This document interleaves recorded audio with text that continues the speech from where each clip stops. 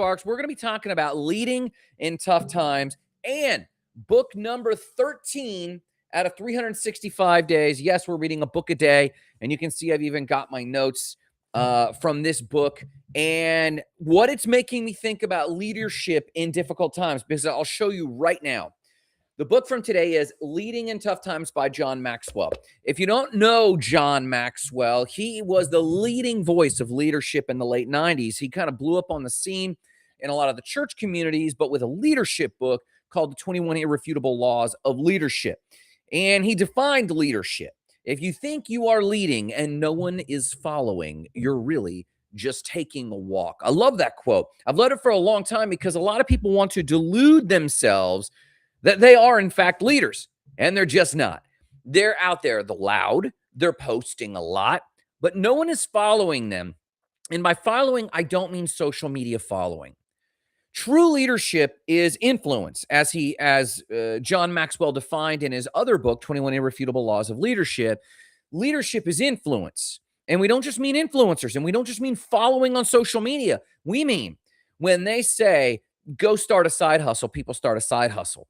We mean that when they say, go act in character, they try to shape themselves to act with more character. Leadership is influence. And we don't just mean influence to influence people to consume more.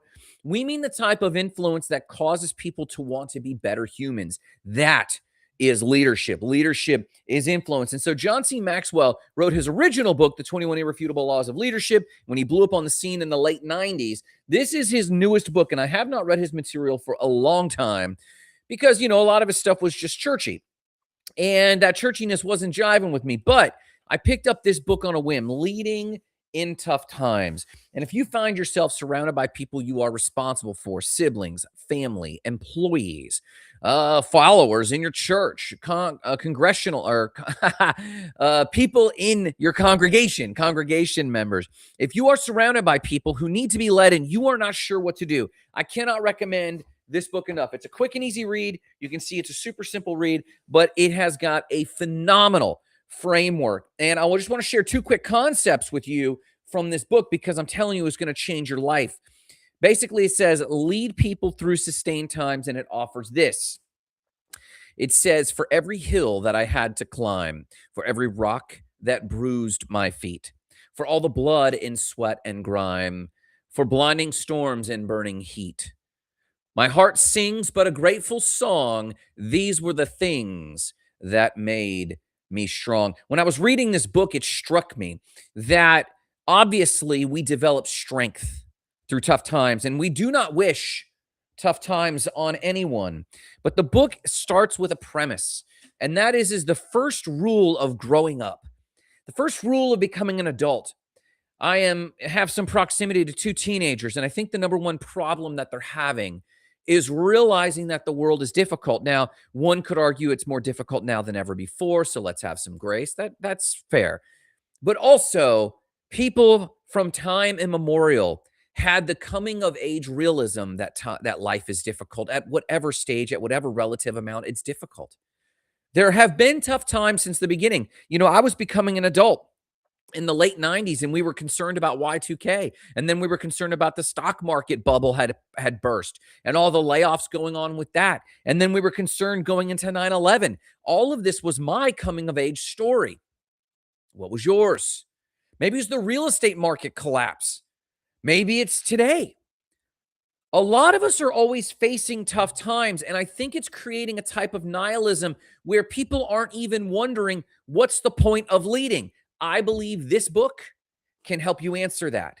Leading in tough times. So it opens with this idea that you just have to begin to accept that life in general is difficult, and that's not a bug, that's a feature of being alive.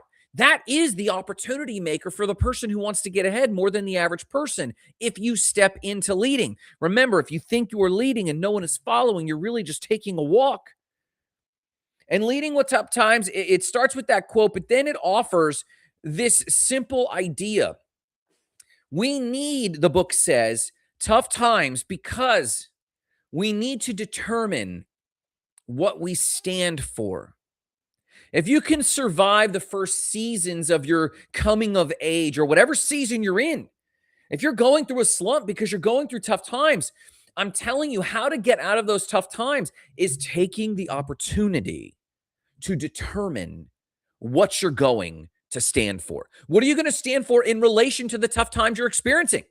If you're flustered by what's going on politically and societally, that's not just a challenge to pick left or right, a class war view, a political war view. It's not that, or at least not that alone. Part of that is a challenge for you to determine what you're going to stand for. Because remember, if you stand for nothing, you'll fall for everything. And we talked about that briefly yesterday in yesterday's conversation about rugged individualism in the book we covered yesterday. You see, there's a series of ways that people fail to lead. And actually, going back to our book from yesterday, Think and Grow Rich was my book that I presented to you yesterday. I highly recommend you read this book. There is a section in here called the 10 major causes of failure. And the 10 major causes of failure: inability to organize details around your desired project, unwillingness to render humble service. Are there people leading that you call leaders, but they are not humble? They're not leaders. They might be authorities. They might be bosses. They might have titles, but they are not executing what we believe in the character-driven circles as leadership, because it's not real influence. It's either fear-based influence or charisma-based ethics, according to Stephen Covey's 7 Habits of Highly Effective People. True leaders have or where leaders fail is an unwillingness to render humble service. Number 3, an expectation of pay for what they know instead of what they do with what they know. Number 4, fear of competition from followers. Number 5, lack of imagination. Number 6, selfishness. If there is someone that you think is a leader, but they exhibit selfishness, they're not a leader. They're failing as a leader. They might have influence in certain ways. They might have authority in other ways, but they're not a pure leader. Number 7, intemperance. They don't know how to regulate themselves. They don't know how to govern their mouth. They don't know how to govern their appetites. They're intemperate. They don't measure themselves out. Number 8, disloyalty. They're not loyal to people. They'll burn someone if someone expresses any sort of resistance or might disagree a little bit. They'll burn them. That person's not a leader. Number 9, emphasis of authority, of leadership. They execute leadership based on authority driven. I have a bigger stick. You need to comply. I'm the boss. Have you seen my title? I'm doing what I want because my own morality tells me so. If you see someone wielding this, they are doing charisma-based ethics or power-based ethics. They are not a leader. They're charisma-driven, sure. And they might even get some things done, sure, but they're not inspiring others to be their best. That's not leadership. And 10, emphasis of title. Can you point to someone who you think, oh, that person might be a leader, but they have an emphasis of title? Well, I do this because I'm the boss. I'm the CEO. I'm the VP of X, Y, and Z. I'm the major general. I'm the president. I'm the congressman.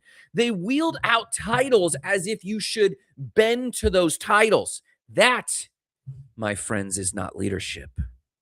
And those people are not equipped to lead you in tough times. Book number 13 for 365, because I'm reading a book a year. Book number 13 is Leading Through Tough Times. The sort of people that emphasize title, that are selfish.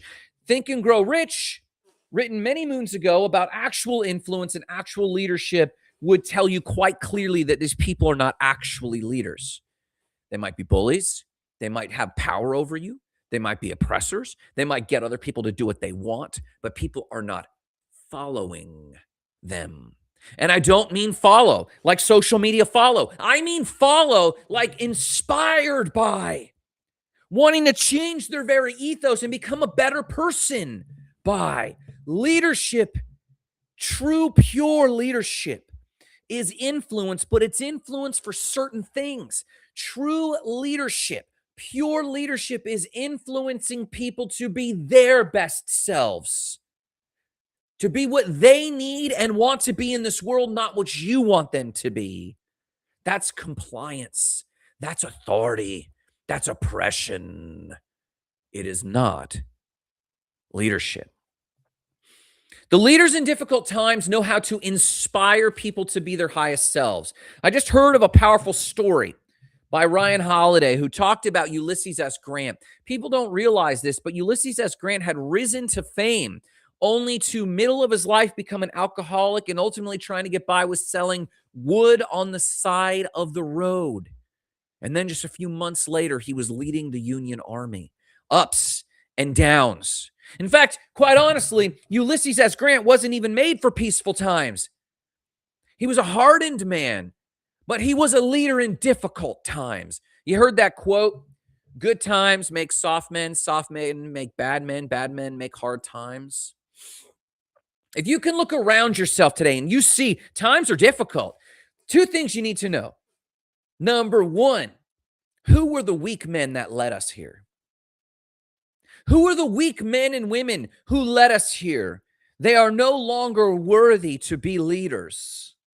Don't let yourself be influenced by them. That's the first thing. The second thing is that probably means it's your time to rise.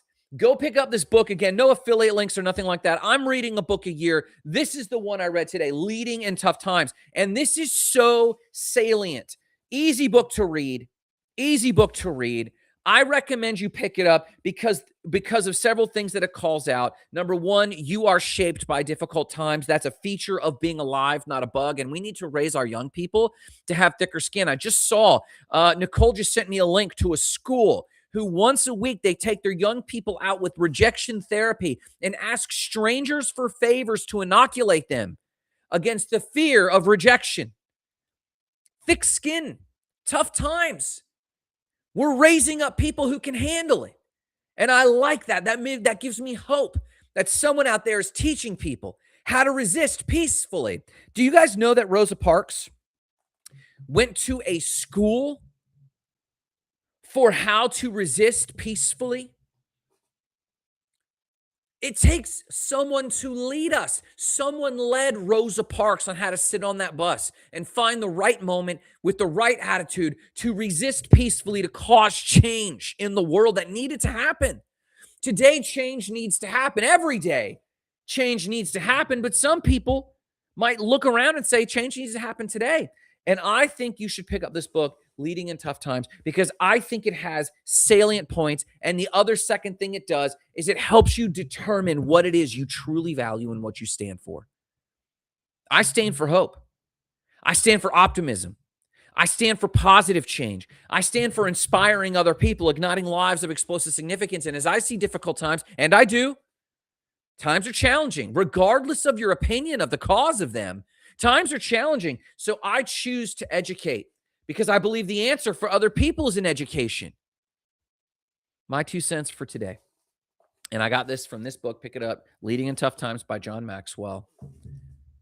But my message for you today, there is no better time to step up as a leader than today. And take the challenge. If it's easy times, people aren't going to be inspired by you. But if it is difficult times when people are wondering what their future holds, people are wondering if they'll have jobs, people are wondering how to give back, they're wondering how to pay their bills. Normal, everyday people who 10 years ago were living high on the hog are just getting by today, and nothing has changed except their expenses. They might still be working a job. They might still have their family together, but times are tougher. That is the opportunity for you to step up and lead. That's why I'm on a mission over the next 2 years to raise up 10,000 leaders. I'm going to be training 10,000 people over the next 2 years to step in and lead in their world as coaches, as trainers, as people who have a voice to speak, as public speakers, because that's what I do in spades. I know how to do that. I know how to raise up leaders. And that's my challenge to you today. Go pick up this book, Leading in Tough Times. Comment in the comments below goals, and I'll send you a free copy of my goals book. But no matter what you do today, remember the mission, igniting lives of explosive significance, starting with your own. Have a great day.